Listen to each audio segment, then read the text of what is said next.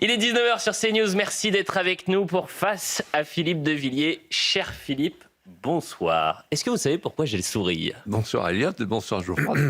Parce que j'ai découvert une pépite qu'on découvrira dans cette émission. Une archive. On retrouve les archives. Parce que les téléspectateurs, les Français qui nous regardent sont soucieux de retrouver les débats que vous avez pu avoir précédemment. J'ai retrouvé une archive qui date de 1999. Je ne dis rien pour l'instant, cher Philippe. Bonsoir à vous, Geoffroy Lejeune, ravi de vous retrouver. Philippe de Villiers, il s'avère que lorsque vous écrivez quelque chose, on en voit les conséquences quelques mois ou quelques semaines plus tard. Et dans Populicide, vous avez accordé tout un chapitre à Jean-Luc Mélenchon. Et vous parlez de Jean-Luc Mélenchon. Et on va commencer cette émission avec Jean-Luc Mélenchon, qui, en meeting à Toulouse ce jeudi, a assuré que son parti incarnerait désormais la France du grand remplacement et de la diversité. Une feuille de route claire à l'approche des élections de mars prochain. Écoutons Jean-Luc Mélenchon. Nous avons besoin d'élections municipales qui puissent être une démonstration du niveau de conscience politique du peuple français dans sa diversité, de la capacité de nos listes à incarner la nouvelle France, celle du grand remplacement, celle de la génération qui remplace l'autre parce que c'est comme ça depuis la nuit des temps et que c'est pas parce qu'il y a 10 dingues dans un coin qui tout d'un coup ont peur d'être remplacés par leurs enfants que nous devons partager leur peur. Geoffroy Lejeune. Alors Philippe, vous l'avez très bien connu, Jean-Luc Mélenchon, notamment quand vous étiez au Parlement européen avec lui. Vous aviez même d'ailleurs, vous nous l'avez raconté ici une fois, plutôt une bonne relation. Est-ce qu'aujourd'hui vous le reconnaissez ? Oui, parce que c'est un trotskiste. Donc il m'avait dit à l'époque, j'ai voté oui à Maastricht pour engraisser le capitalisme sans entrailles et fabriquer un lumpenprolétariat plus nombreux. C'est-à-dire qu'en fait, le trotskiste, il prend une disposition pour pouvoir produire son contraire. Et il me dit, j'étais enfant de cœur, quand j'étais petit, je répandais les roses rouges dans le reposoir de la fête Dieu. Puis après, je suis devenu laïque, et même, on a dit de moi, laïcard. Et puis maintenant, maintenant, vous êtes devenu un dévot. Et il y a une phrase d'Éric Nolot, dans son livre magnifique chez Fayard, La République, c'est lui, qui dit longtemps, il a été bouffeur de curés, et puis maintenant, il est lécheur de babouches des imams intégristes. Voilà. Mais je vais aller au fond des choses sur sa phrase, parce que je me souviens d'une époque, vous aussi, où toute la société médiatique et toute la société politique pointait du doigt Éric Zemmour en disant qu'est-ce que c'est que ce fantasme du grand remplacement ? Et voilà que le grand remplacement, qui était un fantasme de droite, est passé à gauche. Voilà qui revendique le grand remplacement. Et je vais vous faire une confidence, Geoffroy Elliot. Le 18 juin à 19h, je prends ma décision d'écrire un livre. Alors que je me disais, bon, allez, je prends des longues vacances. Pourquoi ? Parce que je viens de lire une dépêche qui restitue un propos incroyable de Jean-Luc Mélenchon qui dit « Heureusement qu'il y a eu l'Orient qui nous a sauvés. S'il n'y avait pas eu Saladin, vous n'auriez pas pu faire vos cathédrales et vous n'auriez pas pu dessiner vos vitraux. » En d'autres termes, on a là le chef d'un parti qui préfère Saladin à Saint-Louis et que j'appellerais dans mon livre le parti sarrasin. Le parti sarrasin qui allègue que la France n'est qu'une construction de l'esprit, il le dit là, que son identité, l'identité de la France, n'est qu'une suite de bonheurs empruntés. Et en fait, ce que je pense en le regardant à l'instant, ce qui m'est venu à l'esprit, c'est l'appel de Cochin. L'appel de Cochin n'a pas pris une ride. Le parti de l'étranger est là, à nouveau, encore à l'œuvre, avec sa voix paisible et rassurante, ne l'écoutez pas. C'est l'engourdissement qui précède la paix de la mort. Et le parti de l'étranger, quand on connaît l'histoire de France, on le connaît bien, le parti de l'étranger. Il a sévi depuis longtemps. Il a sévi souvent dans l'histoire millénaire de la France, notamment du temps de Jeanne d'Arc, puisque Jeanne d'Arc elle-même, la petite bergère de Don Rémy, qui n'était pas très lettrée, elle a trouvé un mot, le parti des Français reniés. Le parti des Français reniés, il a allumé un bûcher pour brûler Jeanne. Et puis, le parti des Français reniés, il brûle à nouveau un bûcher pour brûler nos souvenirs, pour brûler notre père, notre mère, nos ancêtres, nos gloires, nos trésors, la mémoire ardente de ce pays qui ne veut pas mourir. Ils veulent tout brûler. Le parti de l'étranger, pendant la Terreur, il portait un nom. Il se nommait lui-même le parti de la Sainte Lame, le parti des régénérateurs, le parti des purificateurs, assoiffés de sang.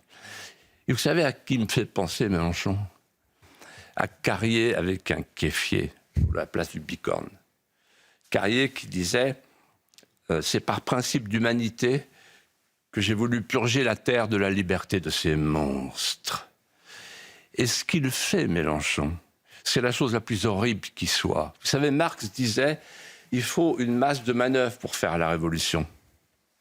C'est une expression choquante, parce que la masse de manœuvre, ce sont des humains, en fait, qu'on agglutine, en l'occurrence les ouvriers, les prolétaires, ceux qui n'ont rien.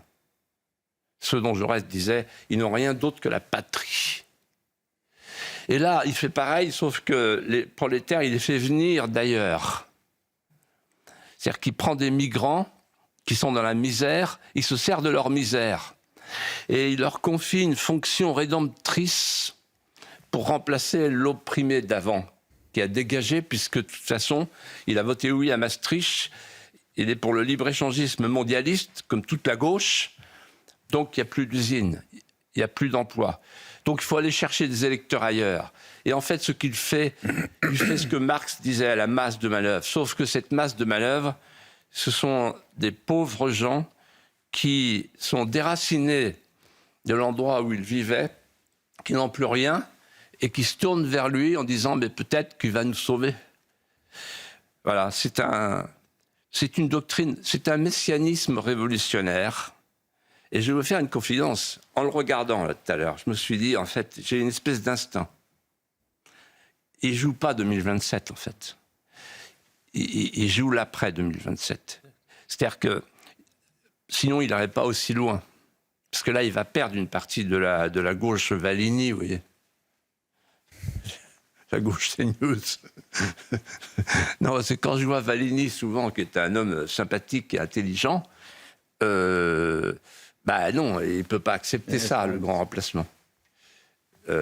C'est un compliment que je lui fais, hein, ce n'est pas du tout une critique.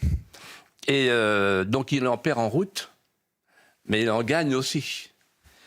Et en fait, il y a deux projections imaginaires chez Mélenchon. La première, c'est la créolisation des urnes. Ça ne sera pas encore suffisant.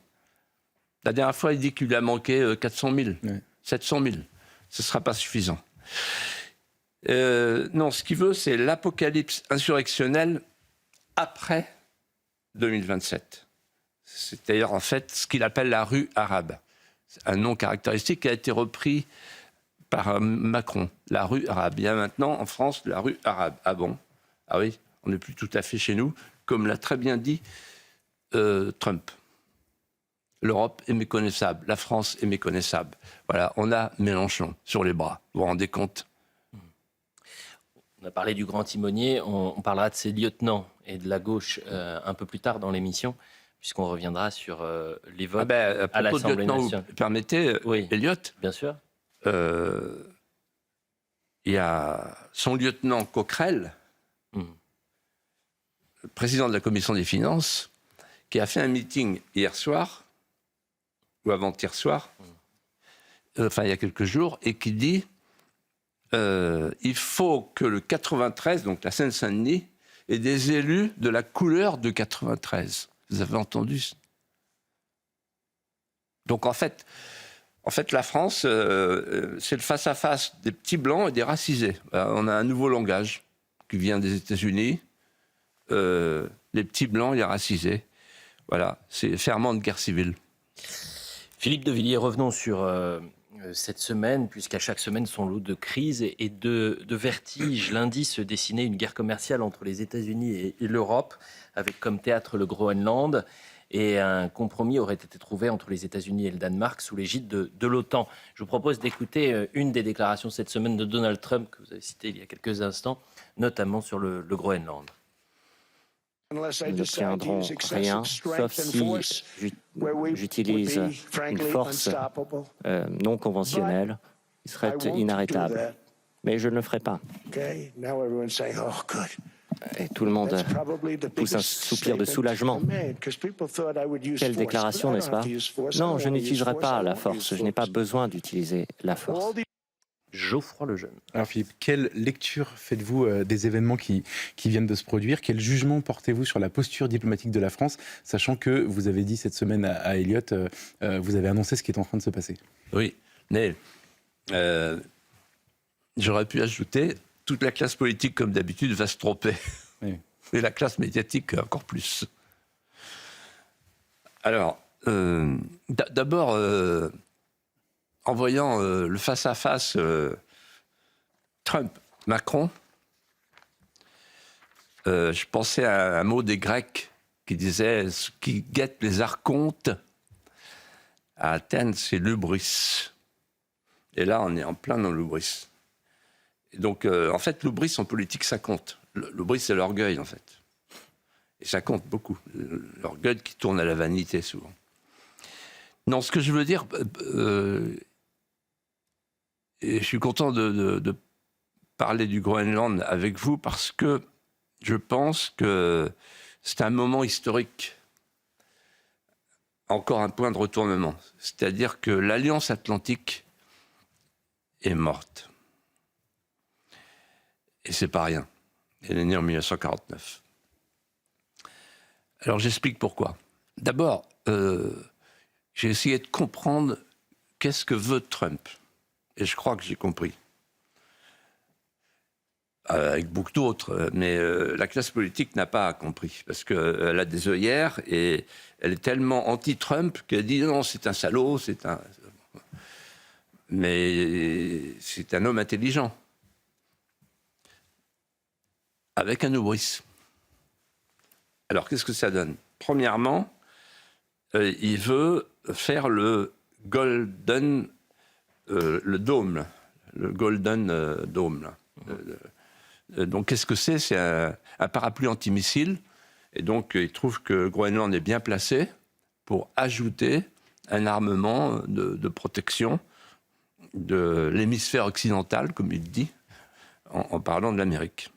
Deuxièmement, il veut prendre le contrôle des routes maritimes parce qu'il pense qu'avec la fonte des neiges, ces routes seront de plus en plus importantes alors que 90% des marchandises passent déjà par là.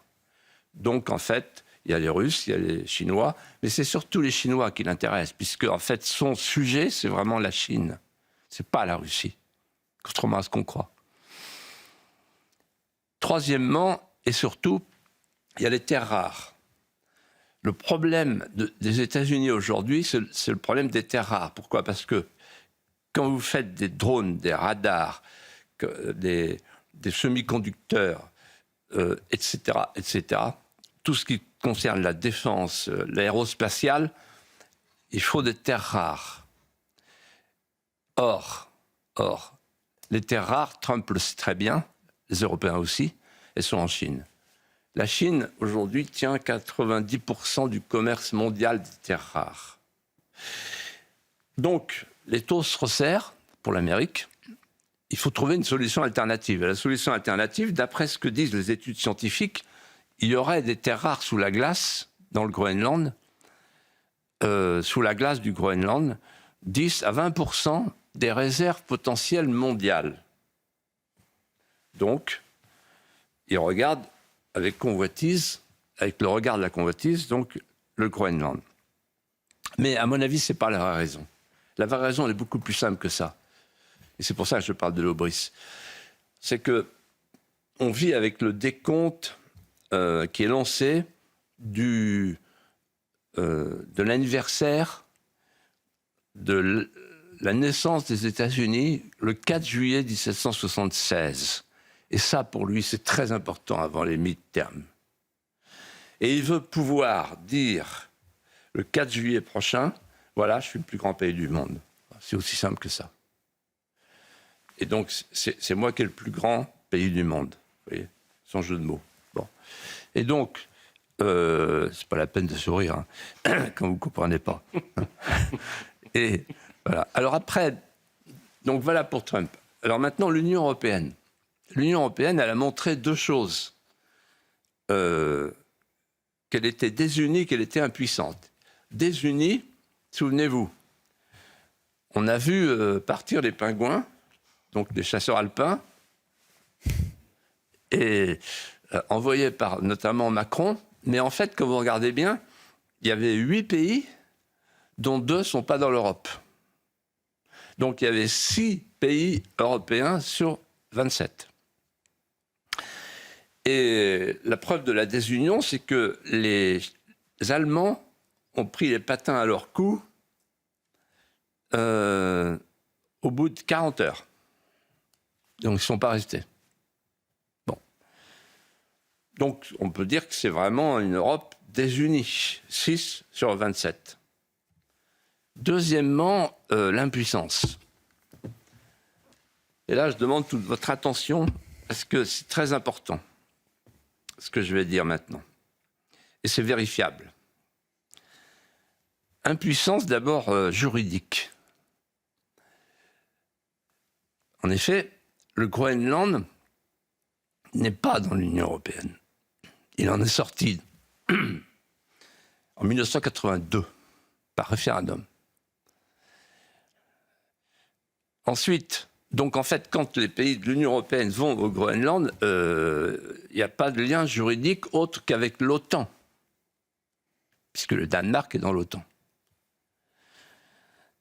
Ensuite, et surtout, comme l'a très bien dit un politologue récemment, il y a un traité qui date de 1951 et qui donne plein pouvoir à l'Amérique. Elle peut installer, comme elle veut, quand elle veut, où elle veut, des équipements militaires. Et c'est là tout l'enjeu du face-à-face entre Mark Rutte et Daddy, comme il dit, son papa, il l'appelle son Daddy, Rutte. C'est pas un flatteur celui-là. Il l'appelle Daddy. Il dit Daddy, tu prends ce que tu veux, mais on veut la paix. Voilà. Et donc enfin, ils se sont arrangés. Et un arrangement, l'arrangement, c'est simple. C'est que c'est vieux comme le monde, c'est les capitulations et les comptoirs chinois. La Chine dit, bon, écoutez, vous prenez des comptoirs sur la côte pour ce qu'on appelait plus tard la bourgeoisie comprador. Et vous nous foutez la paix. Bon, c'est ça que, finalement, l'accord, il est là. Donc, en fait, des bouts de terrain où on pourra plonger, où on pourra forer des bouts de terrain sur le Groenland. C'est ça, l'accord. Avec l'OTAN. Et troisièmement, je dirais, donc l'impuissance juridique, l'impuissance militaire et l'impuissance politique. Alors, l'impuissance militaire, vous imaginez le Danemark qui se met en colère et avec les F-35, mais les F-35, ils sont pilotés depuis Washington, c'est des avions américains. Vous savez combien le Danemark a dépensé cette année? 9 milliards de dollars pour sa défense. Et c'est 9 milliards de F-35, des avions américains. Donc, si les Américains disent non, vous décollez pas, ben, il faut aller chercher la manivelle des Latecoère, vous voyez. Bon, voilà où on en est. Impuissance militaire. Et enfin, l'impuissance politique, pourquoi? Parce que ce que les gens n'ont toujours pas compris, c'est que l'Europe n'a pas été conçue pour la puissance. L'Europe puissance, c'est une lubie il y a des États-puissances qui sont souverains. Mais l'Europe n'est pas un État-puissance. L'Europe, elle n'est pas une puissance. L'Europe, elle a été conçue comme un espace marchand qui est aux mains d'un État profond de commissaires, c'est-à-dire de gens qui ne sont pas élus. Ce sont des fonctionnaires. Et d'ailleurs, on l'a vu, la différence entre l'Angleterre et la France, quand il y a eu le parcours de Golfe avec les droits de douane, l'Angleterre, pays souverain, elle a négocié avec Trump directement, elle a 10% de droits de douane. Et l'Europe, et donc la France, 15% de droits de douane. Donc vous voyez, Trump, quand il négocie avec une mosaïque de pays qui ne sont pas souverains, c'est beaucoup plus facile pour lui. J'en arrive à la France, pour terminer. Alors la France, dans tout ça, elle a commis une succession d'erreurs d'appréciation. La première erreur d'appréciation, c'est qu'en fait, Macron, il veut se montrer... Et donc là, en fait, il est devenu le premier Danois du monde. Le premier des Danois. Alors que, vous avez peut-être remarqué, il n'y a pas eu un geste diplomatique du Danemark. Pas un. Et que le commandant de l'Arctique, qui s'appelle Anderson, Soren Anderson, il a dit le danger pour nous, c'est la Russie. Et d'ailleurs, Merz, l'Allemand, a expliqué le danger pour le Groenland, c'est la Russie. Ah bon? C'est pas les États-Unis. Il n'y a que la France qui croit ça et qui répète ça. Donc en fait, on a eu un Macron danois, bout de feu de l'Union européenne. Et quand je dis bout de feu de l'Union européenne, ça a des conséquences. Pourquoi? Parce que imaginez que les choses aient dégénéré. La France demande des droits de douane. Elle demande une riposte. Ah oui, mais le problème, c'est que ce n'est pas la France qui commande. On l'a vu le 27 juillet dernier. C'est une compétence transférée, c'est une compétence exclusive de la Commission européenne. Et donc, en fait, il demande à répliquer avec des droits de douane alors qu'il n'a aucun pouvoir en matière de droits de douane. On l'a vu avec le Mercosur. C'est von der Leyen qui commande. Quant à la riposte,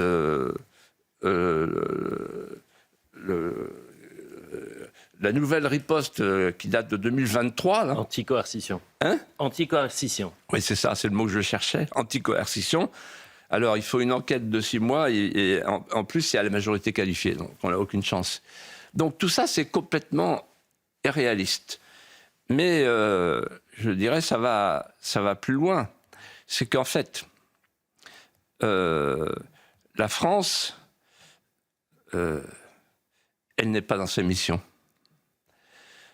La France, elle devrait s'occuper de ses Groenland à elle. Parce que dans la même semaine, on a appris que la Nouvelle-Calédonie est de plus en plus menacée par la Chine. On l'abandonne. On a appris que Saint-Pierre-et-Miquelon est en train de confier le contrôle de son espace au Canada. On l'abandonne. On a appris que 4 milices surarmées du narcotrafic brésilien sont entrées en Guyane. Et on a envoyé 500 militaires à la hâte qui demandent des renforts. On abandonne la Guyane. En d'autres termes, ce que je veux vous dire, c'est la chose suivante.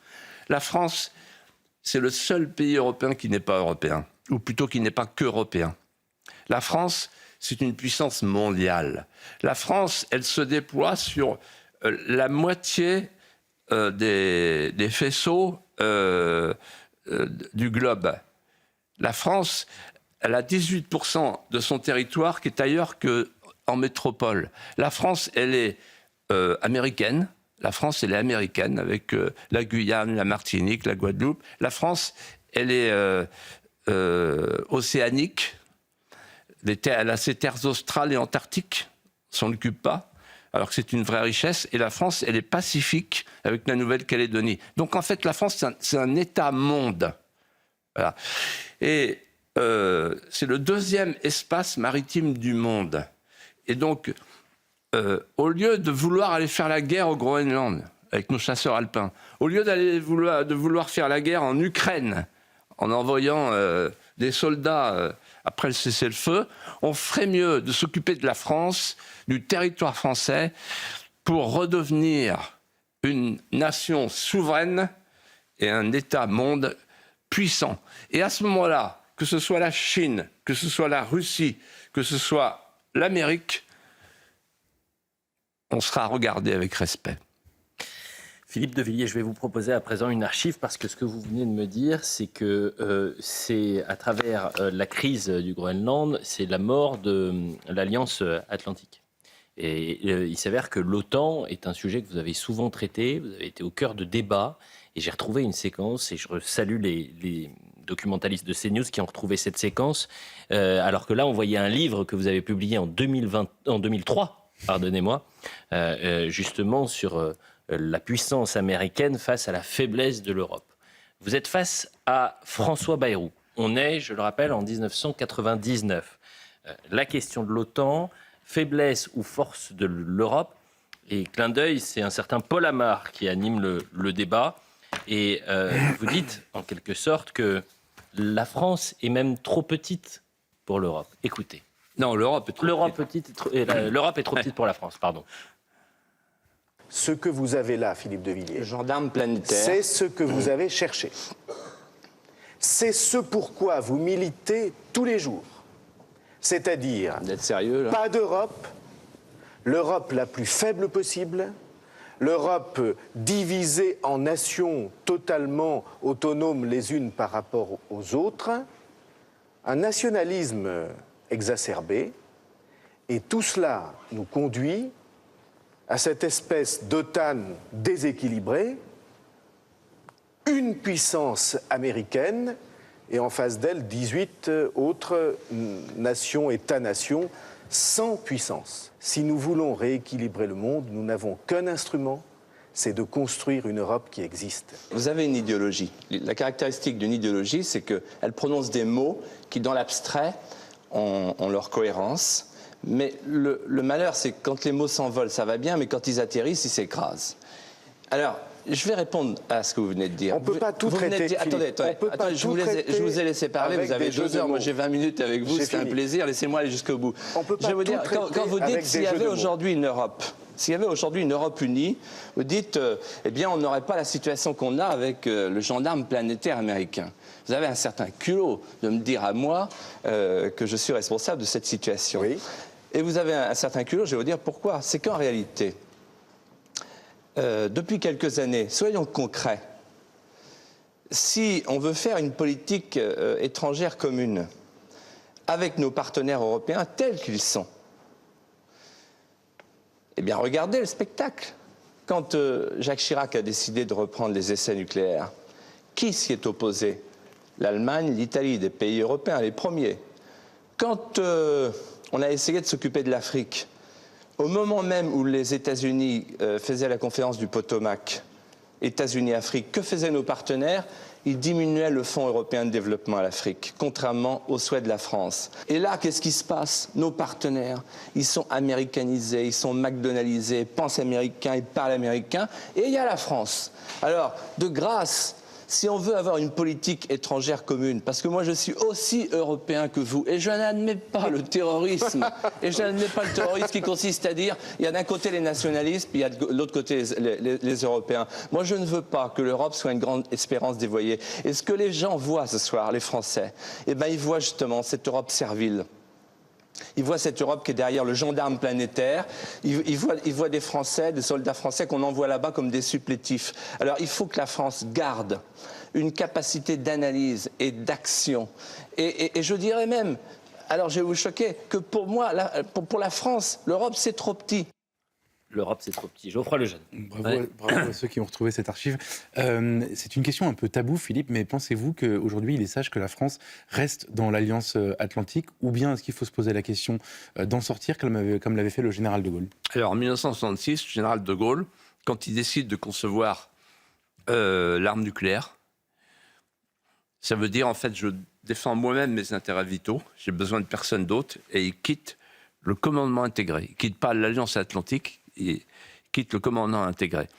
Là, la situation est beaucoup plus grave encore. En fait, l'OTAN est moribond. On l'a vu cette semaine, à travers quelques signes. L'article 5, c'est l'article qui oblige le fondateur, le protecteur, à soutenir les uns et les autres en cas de pépin. Bon, maintenant on sait que l'article 5, il est pour le moins douteux. On ne sait pas ce qui se passera s'il y a un problème. On ne sait pas ce que fera l'Amérique. Il y a le doute, il y a une rupture de confiance. Mais ça va plus loin. Les garanties de sécurité, il n'y en a plus. Ça va plus loin. L'intérêt transatlantique. On parlait à l'époque du bloc transatlantique. Il n'y a plus de bloc. On voit bien. Et puis, il y a ce qu'on appelle dans les entreprises l'affectio societatis. Il n'y a plus d'affectio societatis entre l'Amérique et les pays de l'Union européenne. C'est la méfiance à tous les étages, dans tous les domaines, y compris, regardez, le droit de douane, statut, etc. Alors, en fait, pour ceux qui ne connaissent pas l'OTAN, le traité de l'Atlantique Nord, écoutez bien le sigle, je fais un tout petit rappel.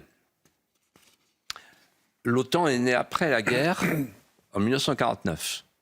Le pacte de Varsovie en face, c'est 1955. L'OTAN est née après la guerre comme un dôme protecteur avec la puissance fondatrice de Washington. Et donc l'OTAN assure la sécurité de l'Atlantique Nord. Pourquoi ? Parce que l'OTAN se nourrit à l'époque, à juste titre, du conflit Est-Ouest. Seulement voilà, à un moment donné, l'Empire soviétique s'effondre. Le rideau de fer tombe. Et là, en fait, sans qu'on y prenne garde, l'OTAN change de nature. L'OTAN, qui avait une vocation défensive et régionale, se reconvertit avec une vocation offensive. On l'a vu au Kosovo, on l'a vu en Irak, etc. Et mondiale. Pas seulement régionale. C'est plus l'Atlantique Nord. Et la preuve, c'est que James Baker, qui était un homme éminent, a déclaré « Nous allons maintenant lancer l'idée d'une communauté transatlantique depuis Vancouver jusqu'à Vladivostok. » Il sera corrigé un peu plus tard par le fameux Brzezinski, dont la doctrine s'applique encore aujourd'hui. Brzezinski explique « Celui qui dominera le monde, c'est celui qui dominera l'Eurasie. » Donc il faut que ce soit ce que Védrine a appelé l'hyperpuissance américaine. L'hyperpuissance américaine doit dominer l'Eurasie. Comment ? De deux manières. Premièrement, il faut transformer l'Europe en un protectorat. Donc il faut absolument fabriquer l'Union européenne, franchir le cran d'après. Et je vous parle d'une époque, c'était encore la communauté économique européenne. Et deuxièmement, séparer l'Ukraine et la Russie de cette Union européenne. C'est-à-dire faire venir chez nous l'Ukraine et l'Asie centrale pour isoler la Russie. Parce que sinon, on aura une Europe d'un seul tenant qui sera trop puissante pour nous, les Américains. Voilà. Et cette OTAN, ce nouvel OTAN, donc avec sa vocation mondiale, on voit bien que maintenant, il nous entraîne partout. Il nous a entraînés en Ukraine, du temps de Joe Biden, Sleeping Joe, et puis, il nous a entraînés là au Groenland. On a failli, vous voyez, on envoie les chasseurs alpins. Donc, après, demain, ce sera Taïwan, etc. Enfin, parce que l'OTAN, c'est l'Amérique. Et donc, en fait, l'Amérique est une puissance impériale. Elle nous emmène où elle veut. Mais nous, on n'est pas l'OTAN. Alors, pourquoi il faut partir ? Il faut partir parce que l'Union européenne, elle est dans l'OTAN, elle est liée à l'OTAN, c'est congénital. C'est-à-dire qu'en fait, c'est la 51e étoile du drapeau américain, livre que j'ai écrit en 2003. Elle s'est voulue comme ça. C'est ce que je dis à François Bayrou. C'est-à-dire qu'en fait, il y a un vice constitutif l'Union européenne, elle a été conçue comme un espace marchand, je le disais tout à l'heure, sans ressort de puissance. Le mot puissance était un gros mot. Et avec un fédérateur extérieur, l'Amérique. Et donc sa sécurité est assurée par les Américains. C'est si vrai que le débat que nous avons eu avec François Bayrou, il date de 1999. Bayrou ne pouvait pas savoir qu'ensuite, un peu plus tard, en 2007, avec le traité de Lisbonne, mais avant avec la Constitution européenne, Bayrou et ses amis mettraient dans la Constitution un article 42 décisif qui dit ceci: le fondement de la sécurité de l'Europe, c'est l'OTAN. C'est dans le traité de Lisbonne qui régit l'Union européenne actuelle. Donc, nous, on considère, nous, la France, qu'on n'a pas à obéir à cet article 42. Enfin, on devrait considérer qu'on n'a pas à obéir à cet article 42. Mais il y a un deuxième sujet, il y a une deuxième raison de s'en aller. C'est que nous, on a notre propre industrie de défense, pas les autres. Et là, c'est très important ce que je vais vous dire. Les armements de tous les pays de l'Union européenne sont fabriqués aux États-Unis. Ils viennent des États-Unis. Et je me suis penché, avant de venir, sur le dernier rapport de l'Institut de Stockholm pour la paix, qui a des études très intéressantes et très précises. Il dit, cet institut, 64% des armements achetés par les Européens proviennent des États-Unis pour la période 2020-2024. Et j'ai regardé avant, et en fait, c'est 12 points de plus que la période 2015-2020. Donc, plus le temps passe, plus on nous parle d'Europe puissance, d'Europe indépendante, plus nos amis, nos voisins, achètent américains. Et d'ailleurs, l'emprunt qu'ils ont fait pour l'Ukraine, 90 milliards, c'est 90 milliards pour l'Amérique. Donc Trump, en fait, lui, il veut un OTAN décérébré, mais c'est un bon vendeur quand même. Donc il faut qu'il continue à nous acheter des armes. Et deuxièmement, il y a pire que ça, c'est le concept de l'interopérabilité. Alors c'est très simple. Quand vous achetez des matériels, des armements américains, la clé, elle est à Washington. Ouais. Donc, vous ne pouvez pas démarrer votre avion sans... voilà. Donc, si vous êtes un pilote européen, vous avez un uniforme européen, mais l'armurerie, c'est l'Amérique. L'interopérabilité, c'est qu'il faut que tous les matériels, tous les armements soient otano-compatibles. Voilà. Et donc, pour toutes ces raisons, je pense qu'il faut que la France s'en aille. Alors, pourquoi ? C'est très simple. La France, elle a le deuxième espace maritime du monde, je viens de le dire, je le répète, c'est très important à comprendre. Donc on est une grande puissance. Oui, l'Europe est trop petite pour nous, oui, parce que nous, on est tourné vers la Méditerranée, on est tourné vers le Nord, on est tourné vers l'Est, on est tourné vers l'Ouest. Nous, on dialogue, on est une puissance d'équilibre et de contrepoids. C'est ce qu'on dit depuis les premiers Capétiens. Une puissance d'équilibre et de contrepoids. Et on va partout où il y a la misère dans le monde pour la secourir, parce que ça, c'est l'âme française. Et donc, en fait, on a une industrie de défense à nous, florissante. C'est ce qui nous reste, un de nos derniers fleurons. Ensuite, et que Mme von der Leyen veut sabrer pour faire un marché unique de la défense, avec des armements américains. Ça a été voté, ça, par le Parlement européen. Donc, une industrie de la défense. On est membre du Conseil de sécurité. On est les seuls à disposer de l'arme nucléaire avec l'Angleterre, mais qui n'est plus dans l'Union européenne. Et on a une diplomatie à nous, avec des traditions à nous, qui sont les traditions d'une grande puissance. La France doit redevenir une grande puissance. Peut-être que je suis le seul à dire ça, mais il faut que quelqu'un le dise. Parce que le jour où on va redevenir une grande puissance indépendante, on va faire une autre Europe à 5-6. On s'entendra bien sur des projets communs. Il n'y aura plus de commission, il n'y aura plus de commissaires. Comme disait Margaret Thatcher, on s'est débarrassé des commissaires à l'Est, c'est pas pour tomber sous la coupe des commissaires à l'Ouest. Et un exécutif politique, une Europe politique, une Europe de la coopération, à terme de l'Atlantique à l'Oural, parce qu'il faudra bien se réconcilier avec la Russie, parce que c'est la géographie qui commande l'histoire. Voilà. Et la France redeviendra une grande puissance. La Chine nous regarde et se dit « Ah, si la France était une grande puissance, je préférerais travailler avec la France qu'avec Mme van der Leyen. » Tout le monde préférerait travailler avec la France qu'avec Mme van der Leyen. Et vous savez pourquoi Macron fait tout ça? Ben, je vous fais une révélation. Il connaît son prochain poste.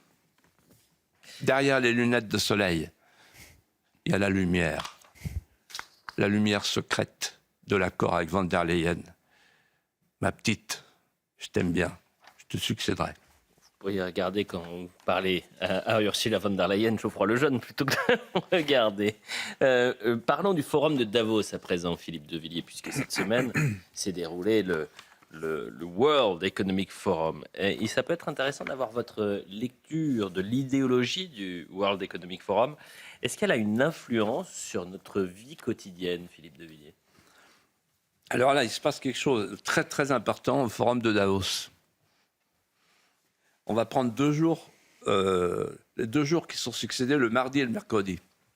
Le mardi arrive Tom Cruise. Bon. Et il roule un peu les mécaniques, il connaît Davos, c'est son monde. Davos, c'est le monde du sociétal, du climatisme, il est chez lui. Bon. Et c'est un Young Global Leader en plus. Donc son parrain, c'était Klaus Schwab, l'ancien président. Il arrive et là, il jette dans les bras de son ami, qu'il a décoré le 24 septembre. Il le retrouve, il dit, tu te souviens, le 24 septembre 2025, c'est pas vieux, à New York. Il l'a décoré de quoi? Excusez-moi du peu. C'est la plus belle décoration du monde, enfin, vue du côté des mondialistes. C'est Global Citizen Award. Ça veut dire citoyen, le plus beau citoyen du monde. Celui qui rend service au monde. Donc aux mondialistes. Et donc, l'homme qui l'accueille, c'est l'homme qui l'a décoré à New York. Donc, les retrouvailles sont chaleureuses. Et cet homme-là, c'est pas rien. C'est pas n'importe qui. Il a succédé à Klaus Schwab. Il a des états de service que je voudrais rappeler. Il s'appelle Larry Fink. Larry Fink, il est surnommé maintenant le maire de Davos par le New York Times. C'est un des hommes les plus puissants du monde puisque c'est BlackRock. Et donc, il pèse 14 000 milliards de dollars, c'est-à-dire 5 fois le PIB de la France. Et donc, voilà. Ça, c'est le Davos d'hier, en fait. C'est le Davos de mardi. Le Davos de mardi, c'est qui contrôle le pouvoir. C'est ceux qui ont la captation de richesse, la planète finance. Qui contrôle l'économie? Ce n'est pas l'économie réelle, c'est l'économie spéculative. Production zéro, emploi créé zéro, usine zéro. Et pendant ce temps-là, 210 000 emplois en France disparaissent, emplois industriels. Il y a 9 millions d'habitants en moins en Europe dans les 30 ans qui viennent. C'est BlackRock qui a trouvé la statistique. Et 7 millions de retraités en plus. Or, il consacre 6 000 milliards de sa fortune, BlackRock, aux retraites. Donc ça l'intéresse. Et ensuite, qui contrôle la marche du monde? Jusqu'à mercredi, c'est Davos, c'est le forum de Davos. Pourquoi? Parce qu'en fait, ils ont renversé le paradigme à l'ancienne. Dans le paradigme à l'ancienne, c'est le politique qui invite, c'est pas la planète finance, et c'est le politique qui commande.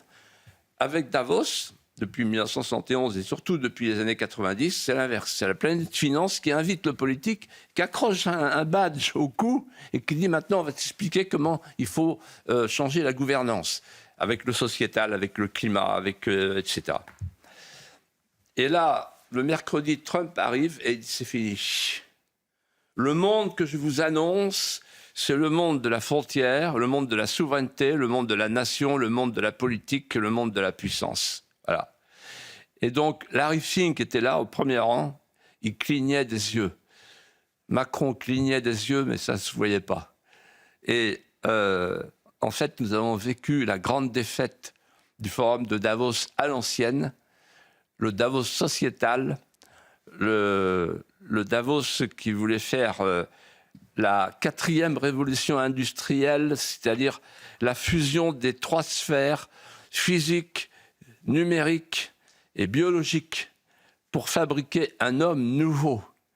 Et Klaus Schwab disait ce n'est pas ce que nous faisons qui va changer, c'est ce que nous sommes.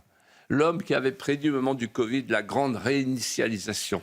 Eh bien, la grande réinitialisation, elle ne verra pas le jour, ou plutôt, elle est renversée, elle se retourne. La grande réinitialisation du monde, c'est le retour de la frontière, de la nation, de la puissance et de la politique. Et de cela, je remercie le président Trump, même s'il est un peu foutraque, il dit quand même des choses justes, et notamment quand il a dit, Elliot, quand il a dit, vous me l'avez rappelé cette semaine, l'Europe est méconnaissable. Il a dit ce que Vance avait déjà dit, il faudrait qu'on se regarde un peu avant de regarder les autres. J.D. Vance qui avait dit cela au forum, non pas de Davos, mais au Davos de la sécurité, c'est-à-dire à Munich. À Munich. Oui. Philippe de Villiers, il nous reste encore peu de temps malheureusement. Et en revanche, vous souhaitez adresser un message pour la vie. Tournant majeur cette semaine dans la dite loi sur la fin de vie, le Sénat a rejeté un article majeur du droit à l'aide à mourir, vidant de sa substance tout le projet macroniste. Vous souhaitez aussi offrir aux Français qui nous regardent un apologue comme un hymne à la vie, je le disais. Et avant de vous donner la parole, vous savez que des milliers de Français se sont retrouvés dimanche à Paris pour se mobiliser. Et je vous propose d'écouter quelques Français qui ont participé à cette mobilisation. On a tous des grands-parents, nos familles, elles sont autour de nous, on y tient et donc c'est pour eux qu'on est là et je pense que ça concerne beaucoup de personnes, la proximité de l'euthanasie, notamment aussi parmi les soignants dont la voix n'est pas du tout écoutée. Il y a une autre solution à proposer à ces personnes-là qui ont plus besoin de soutien, de présence que voilà, de cette solution qu'on nous propose. La vie doit être défendue depuis la conception jusqu'à la mort naturelle et qu'il faut aussi irradier ce combat dans la société entière. C'est le combat de notre civilisation. Badinter un jour a dit « Une démocratie ne tue jamais ». C'était sans conviction religieuse, une démocratie ne tue jamais. Alors pourquoi cet hymne à la vie, Philippe de Villiers ? D'abord en écoutant ces gens qui étaient là dimanche, qui ont bravé le froid, avec un courage français, je pense au bilan de Macron. Je pense qu'Emmanuel Macron, et je pèse mes mots, restera dans l'histoire comme un alchimiste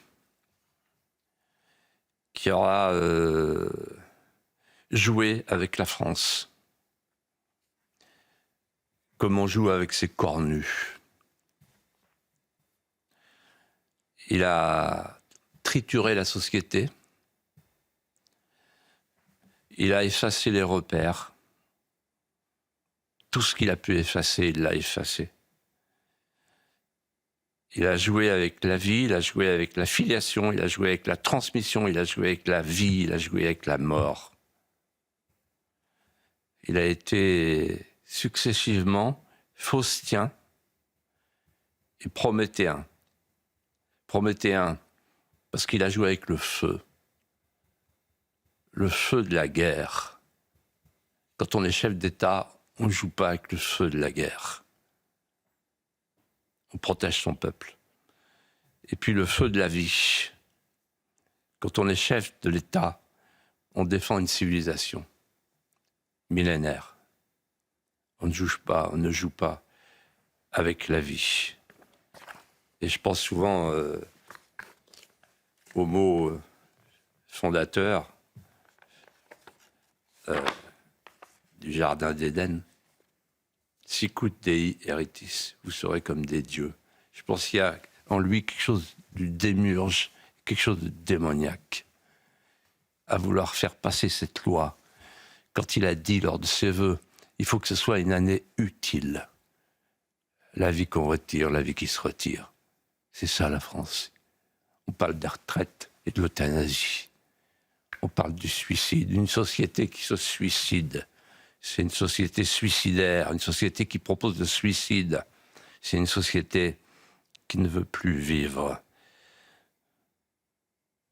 Voilà, il m'est arrivé quelque chose cette semaine qui m'a bouleversé. Enfin, avant-hier, un ami m'a demandé d'aller le voir pour me parler de la loi sur l'euthanasie. Je me suis rendu auprès de lui, auprès des siens, chez lui. Ce fut un moment rare, un moment poignant, un moment déchirant, un moment intense. Louis-Marie m'a accueilli. Louis-Marie a perdu l'usage de ses membres et de sa parole. Et il nous parle avec son regard. Mais on lit dans l'expression de ses yeux, d'une éloquence inouïe, qu'il écrit pour nous, en fait, un hymne à la vie. Il décline ce mot que je citais la semaine dernière. Le monde moderne, la civilisation moderne, n'est plus qu'une conspiration universelle contre toute espèce de vie intérieure. Et lui, premier coup d'œil, on sent, on voit, on devine qu'il déborde de vie intérieure, que sa vie intérieure est florissante. Je le regarde attentivement et je me dis, il y a quelque chose d'aérien en lui, alors qu'il est cloué à son fauteuil. Je me dis, c'est un démenti vivant aux entreprises de l'eugénisme compassionnel, qui sont des entreprises mortifères. C'est un démenti vivant au spectre glaçant de la mort administrée. Il est là, il me regarde, je le regarde, il célèbre par son sourire la civilisation du fort intime, où ne rôde jamais l'ange de la mort et du soupçon. Il parle des blouses blanches, bienveillantes, bienfaisantes. Il parle du lien sacré avec les soignants, du lien sacré. Il parle du moment du soin, dont on comprend que c'est pour lui un moment de vérité cristalline entre deux personnes. Parce que ce qui se joue là, entre deux personnes, au moment du soin, c'est la question de la confiance absolue. Parce que la relation du soin repose sur un acte de confiance ineffable. Il y a celui qui accorde sa confiance et il y a celui qui est dépositaire de la confiance. Et je sens que Louis-Marie me dit la main qui soigne ne peut pas être la main qui tue.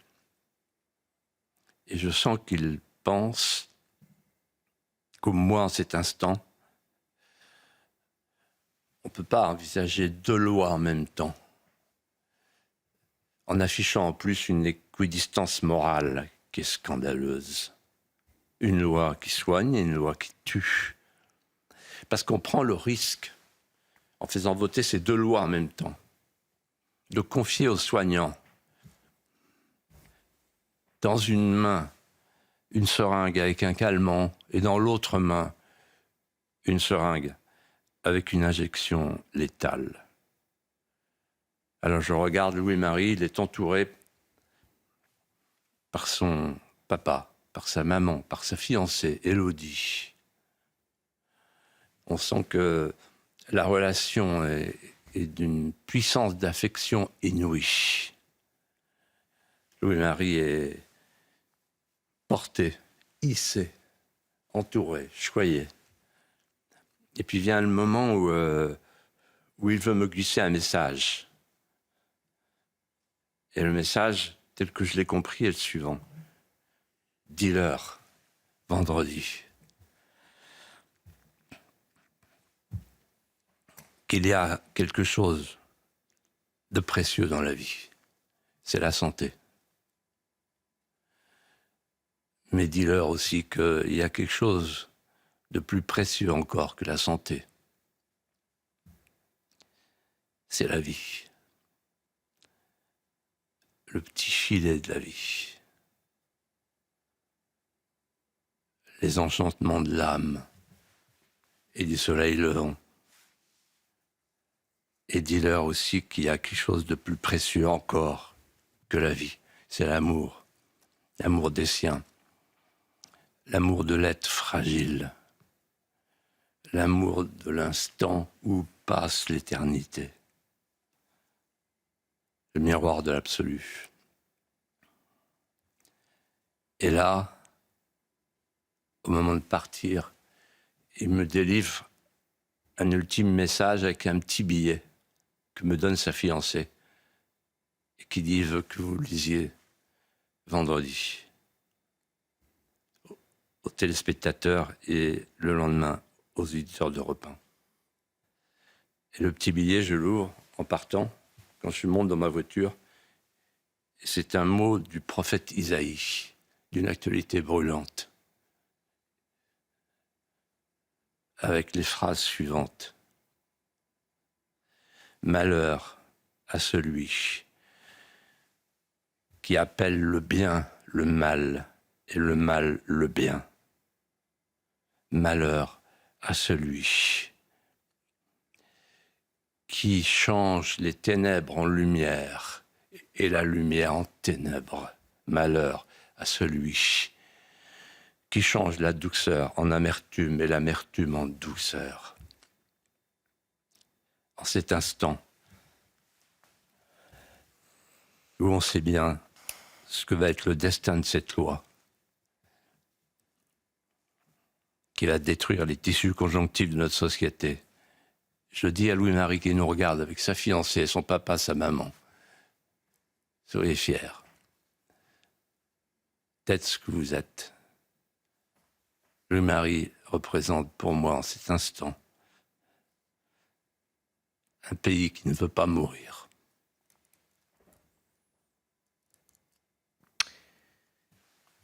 Merci Philippe de Villiers pour cette émission et on est évidemment bouleversé par votre apologue. Un grand merci Philippe. On se retrouve la semaine prochaine bien sûr. Cher Geoffroy, à la semaine prochaine, quoique peut-être qu'on se reverra ce week-end. Et nous, on se retrouve dans un instant pour l'heure des pros. À tout de suite.